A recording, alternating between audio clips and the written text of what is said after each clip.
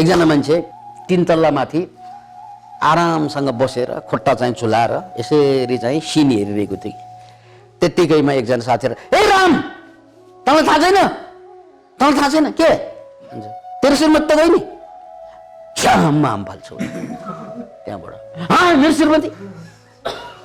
अनि हाम फालिसकेपछि बल्ल थाहा हुन्छ, ए मैले त बिहे गरेकै छैन।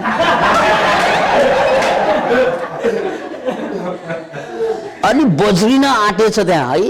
लास्टमा पुग्दा ए मेरो नाम रामै होइन। हेर्नुहोस् है, यो विचारले ल्याउने दुःख र विचारले ल्याउने सुख है, गजब छ कुरा। जस्तै विचारले आनन्दित भइरहेको मान्छेलाई पनि तेरो बाउ मर्यो, तेरो दाइ मर्यो, यो भयो त्यो भयो, केही गर्नु पर्दैन। 5 स्टार होटलमा खाइरहेको त्यतिकैमा डाक्टर, एकजना नामी डाक्टर आएर चाहिँ, भाइ के गर्छ दाइ? म त खाँदैछु, बेला बेला आउँछु यहाँ, ठिक छ सबै ठिक छ दाइ भनेर खुसी। त्यतिकैमा भाइ तपाईँको अनुहार हेरेर म त डाक्टर भन्न सक्छु, तपाईँलाई त भयङ्कर रोग छ, त्यो लक्षण थाहा चाहिँ आँखा हेरिरहेको छु मैले भन्न थाल्यो भने अब अहिको हाँ हुन्छ के दाइ के अनुहारमा के फरक छ? डराउन थालिहाल्छ, थाल्दैन किनकि अब विचार चल्न थाल्छ। रोगी भयो भने के गर्ने के गर्ने के गर्ने के गर्ने के गर्ने के गर्ने। त्यसकारण सुख भनेको संसारमा सुख छँदै छैन भनेको त्यही हो। न धनमा, न पदमा, न पत्नीमा, न पतिमा, न छोराछोरीमा। जहाँबाट सुख आएको तपाईँले देखिरहनु भएको छ, मन शान्त भएर मात्रै आएको। जस्तै एउटै जोक सुन्दा पहिलोचोटि सुन्दा हाँसो उठ्छ, दोस्रो तेस्रो चोटि सुनेपछि हाँसो उठ्दैन, किनकि पहिलोचोटि सुन्दा विचार आउँदैन के भनेको होला, दोस्रो चोटि पहिला थाहा छ भनेर विचार चलिहाल्छ होइन, यो त्यो जोक होइन थाहा छ मलाई भनेपछि स्वादै आउँदैन। त्यसैले हाम्रो सुख भनेकै के त आत्माकै सुख हो। त्यो सबै सुख जे जति सुख छ सबै आत्माकै हो, मनको त सुखै हुँदैन। किनकि मन जड हो, कसरी सुख हुन्छ उसको? मन जड हो, जड भनेको यो ग्लास, यसको सुख हुन्छ? हुँदैन। जे जति सुख छ त्यो जम्मै के त आत्माकै सुख हो, चेतनाकै सुख हो। जे जति शान्ति छ त्यो मनकै हो। जे गर्दा पनि, बिहे गर्दा, चिट्ठा पर्दा, ठुलो पदमा पुग्दा कसैले मलाई चाहिँ सम्मान, दाइ तपाईँ महान मान्छे, नमस्कार दाइ, तपाईँ जस्तो मान्छे त भेटेकै छैन, तपाईँ दिलदार उदार भन्नु हो। मक्ख पर्छु नि म। त्यो मक्ख पनि किन परेको? विचार नआएर परेको। त्यहाँ विचार धेरै साल मलाई ठग्नलाई भनेको कि क्या हो यसले भन्ने लाग्यो भने मक्ख पर्न सक्दैन, मलाई आनन्दै आउँदैन। त्यसकारण त्यो पनि विचार हो। त्यसैले हामीले के बुझ्नुपर्छ, आनन्द जति के को स्वभाव हो? चेतनाको स्वभाव हो। त्यसकारण तपाईँले के क्लेम गर्नु पर्यो, दाबी के गर्नु पर्यो? म शरीर होइन, हिजो गएका पाप, हिजो गरेका गल्ती, हिजो गरेका कमजोरी शरीरले गरेको हो, मनले गरेको मैले हो। ठ्याक्कै म र त्यो छुट्टिना साथ तपाईँले सोध्नु भयो नि, फेरि अपराध दौडिन्छ, मरिने दोहोरिँदैन। अपराध दोहोरिँदैन, किनकि अपराधै गर्नु परेन नि उसलाई। अपराध गर्नु खुसीको लागि गर्ने हो, ठग्नु खुसीको लागि ठग्नु हो, अरूलाई दमन गर्नु खुसीको लागि हो। उसले कसरी गर्ने भने गर्नै सक्दैन, त्यो गर्ने उपाय नै हुँदैन। त्यसकारण दुनियाँमा चाहिँ अरूलाई ठग्ने, पीडा दिने, दर्द दिने, समस्या दिने त कसले त भन्नाले आफू दुखी भएपछि त अरूलाई दुःख दिने होइन र? राइट? यदि म दुखी नै छैन भने मैले कसरी दुःख दिन सक्छु? जस्तै घरमै जाँदा हामी खुसी भएर जान्छौँ नि कहिलेकाहीँ, एकदम विभिन्न कारणले खुसी होला। त्यो खुसी भएको बेलामा त्यो छोराले चाहिँ जहिले पनि हामी गाली गर्थ्यौँ छोरालाई, पढेन भनेर। त्यो खुसी भएको बेलामा त्यो भन्नै सक्दैन। आज पनि पढेन, ठिक छ ल, कहिलेकाहीँ चाहिँ नपढे पनि हुन्छ भन्छ हो। त्यही डायलग हुन्छ। अब पीडित भएर घरमा गएको बेलामा फेरि नपढेको देख्यो भने साला तँलाई कति भन्ने मैले पढ भनेर, तेरो बाउ पैसा सकिसक्यो। अब त्यो डायलग आउँछ हो बिचरा बच्चा यो जम्मै कुरा दुखी मान्छेले मात्रै अरूलाई दुःख दिन सक्छ। अरूलाई दुःख दिने क्वालिफिकेसन भनेको आफू दुखी हुने हो। आमा बाउ भयङ्कर दुःखमा छ अनि छोराछोरीलाई थोपर्छ, बहाना चाहिँ नपढेको लगाउँछ।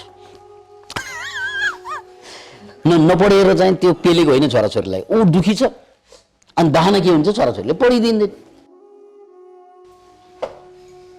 त्यसैले हामीले अहिलेसम्म एउटा ठुलो गल्ती के गर्यौँ त भन्नाले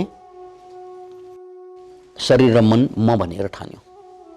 अहिले त गल्ती गरिरहन्छ। त्यसकारण यति बुझौँ शरीर र मनले जति गल्ती गरे पनि आत्माले गर्न सक्दैन, चेतनाले गर्न सक्दैन। र म चेतना भनेर बुझ्नलाई केही गर्नु पर्दैन, म चेतना भनेर बुझ्नलाई केही गर्नु पर्दैन। म शरीर होइन मन होइन बुझे पुग्यो। म चेतना हो कसरी पत्ता लगाउने यो त गाह्रो कुरा होला, तर म शरीर होइन भन्न त सजिलो छ। म मन होइन, जे जति भयो शरीरले मनले गर्यो, तर म त्यो होइन। किनकि सुख शरीरमा पनि हुँदैन, सुख मनमा पनि हुँदैन, सुख त चेतनामा मात्रै हुन्छ। र जब म चेतनामा फर्कन्छु विचार आउँछ, विचारलाई यो विचार म होइन भनेर पठाइदिन्छु, लेट गो। विचार आउँछ, नेगेटिभ विचार आउँछ, ईर्ष्याका विचार आउँछ, जलनका डरका विचार आउँछ, यो म होइन, लेट गो। यति पठाउन साथ म त आजाद भएँ। आजादी म चेतना के हुन्छ उसको स्वभाव के रे आनन्द। र आनन्दले दुख्यो, अपराध चाहिँ दोहोऱ्याउँदैन। त्यो अपराध दोहोऱ्याउनलाई त शरीरले मात्रै मनले मात्रै दोहोऱ्याउँछ। मैले एउटा अपराध गरेँ फेरि अर्को गर्छु, फेरि अर्को गर्छु, तर आनन्द आएपछि अपराध गर्दैन। एउटा उदाहरण सुन्नुहोस्। हिजो मात्रै मैले नेटमा सर्च गर्दै थिएँ, मेडिटेसनले स्वास्थ्य, शान्ति, आनन्द सबै कुरा दिन्छ, दिमागलाई ट्रान्सफर्मेसन गर्छ भन्ने कुरा रिसर्चबाट प्रमाणित भइरहेको बेला एउटा रिपोर्ट के थियो त भन्नाले संसारमा सबभन्दा बढी चाहिँ ड्रग्सहरू छन् नि। तपाईँहरूलाई थाहा छ यो हेरोइन जस्ता कुराहरू, ड्रग्सहरू संसारमा सबभन्दा बढी कुन देशबाट आयात हुन्छ थाहा छ तपाईँलाई? कहाँबाट थाहा छ कसैलाई? नोबडी नोज है।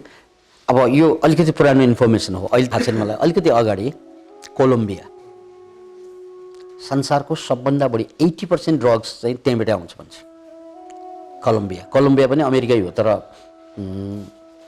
साउथ अमेरिका हो। म ब्राजिलमा बसेको कारणले गर्दा यो कुरा मलाई थाहा भएको, किनकि ब्राजिल र यो कोलम्बिया जोडिएको छ। र कोलम्बियामा चाहिँ एकदमै ठुलो सुरुदेखि समस्या छ, त्यहाँ पोलिटिकल समस्या छ। त्यो पोलिटिक्स चाहिँ कमजोर जहाँ हुन्छ त्यहाँ चाहिँ अपराधीहरू बढ्ने स्वाभाविक हो।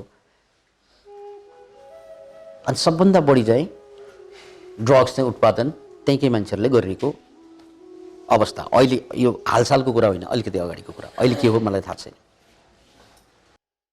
अनि यो ड्रग्सहरू जे जति उत्पादन हुन्छन् त्यो ड्रग्सको पनि काम के त भन्नाले ड्रग्स लिएपछि विचार नआउने हो। विचार आउने होइन, त्यो ड्रग्सले खुसी, आनन्द, सन्तुष्टि दिन्छ नि मान्छेलाई ढकमक, किनकि विचारै हो।